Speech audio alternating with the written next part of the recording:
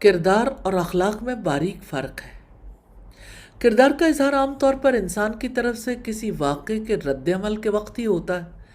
جبکہ اخلاق کا اظہار رد عمل سے قطع نظر کسی بھی وقت ہو سکتا ہے، کیونکہ وہ انسانی طبیعت کا لازمی حصہ ہوتا ہے۔ انسان کی فضیلت کے دو بنیادی اسباب ہیں: انسانی عقل و شعور اور اس کا اخلاق اور کردار۔ یہ دو بنیادی معیارات ہیں جن سے انسانی عظمت دنیا کی تمام مخلوقات پر قائم ہے۔ تو جس شخص کے اندر یہ دونوں چیزیں جتنی زیادہ ہوں گی اتنا ہی وہ قابل احترام بن جاتا ہے، اور جن میں ان کا تناسب کم ہوتا ہے وہ قرآنی اصول کے مطابق کم رتبے کے مالک ہوتے ہیں۔ تو کچھ صفات ہیں جن کو اپنا کر کردار بہتر کیا جا سکتا ہے۔ مثال کے طور پر ایمان ہے، تقوی، حیا، دیانتداری، ایمانداری، وفاداری، جرت، صبر و تحمل، ایثار و قربانی، ہمدردی، رحم دلی، خود شناسی، خود احتسابی، اپنی ذات پر کنٹرول، دوسروں کو عزت و احترام دینا، احساس ذمہ داری، عاجزی و انکساری، شفقت و محبت، صداقت اور سچائی، عفو و درگزر، احسان، سخاوت، استقامت، نرم مزاجی، پر امیدی، دوسروں کا خیال رکھنا، حوصلہ افزائی کرنا، دوستانہ رویہ رکھنا، قناعت، خوش مزاجی، شکر گزاری، ہر دم متحرک رہنا، مستقل مزاجی، اعتدال، خود اعتمادی، عفت اور پاک دامنی، دوسروں کا دکھ محسوس کرنا،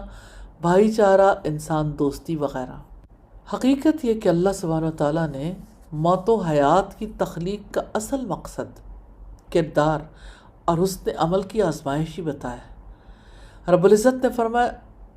خلق الموت والحیات لیبلوکم ایکم احسن عملا۔ اس نے موت اور زندگی کو پیدا کیا تاکہ وہ تمہیں آزمائے تم میں سے کون سب سے اچھے عمل کرنے والا ہے۔ اسی طرح سورہ نحل کی آیت میں حسن کردار پر زور دیتے ہوئے فرمایا ان اللہ یأمر بالعدل والاحسان، بے شک اللہ تعالیٰ انصاف اور احسان سے کام کرنے اور رشتہ داروں کے ساتھ حسن سلوک کا حکم دیتا ہے، اور وہ بے حیائی، ناپسندیدہ بات اور سرکشی سے روکتا ہے۔ وہ تمہیں نصیحت کرتا ہے شاید کہ تم باز آ جاؤ۔ اللہ سبحانہ تعالیٰ نے قرآن حکیم میں صرف احکامات اور ہدایات دینے پر اکتفا نہیں کیا، بلکہ انسانوں کی کردار سازی کے لیے اپنے آخری پیغمبر کو اخلاق و کردار کا پیکر بنا کر بھیجا، اور تمام لوگوں کے لیے آپ کی حیات کو نمونہ عمل قرار دیا، جیسا کہ فرمایا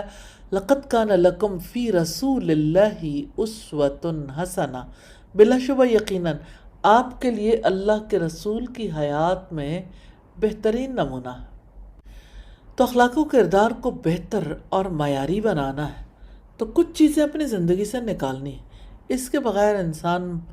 کسی سٹینڈرڈ پہ نہیں آ سکتا۔ اور وہ کیا رویے ہیں؟ جھوٹ ہے، دھوکہ ہے، وعدہ خلافی، بزدلی، امانت میں خیانت، بغض ہے، حسد ہے، تکبر ہے، ریاکاری ہے، رشوت ستانی ہے، بد کرداری ہے، زنا ہے، شراب نوشی ہے، جوا، چوری، ڈاکہ، حرام خوری، بخل، بے حیائی، بے صبری، خود غرضی، لالچ، غیر ذمہ داری، بد مزاجی، ناشکری، مزاجی اکڑ پن اور ظلم و تشدد وغیرہ وغیرہ۔ ایک اہم نقطہ یہاں سمجھنے کا ہے کہ اعلیٰ کردار کا تعلق انسان کے صرف انفرادی اور معاشرتی زندگی سے نہیں ہے، بلکہ کردار کا اہم ترین تعلق انسان کی پروفیشنل لائف سے بھی ہے، کیونکہ وہ پیشہ ورانہ طور پر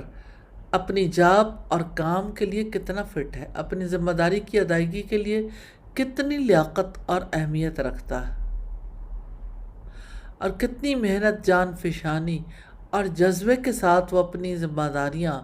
پوری کر رہا ہے۔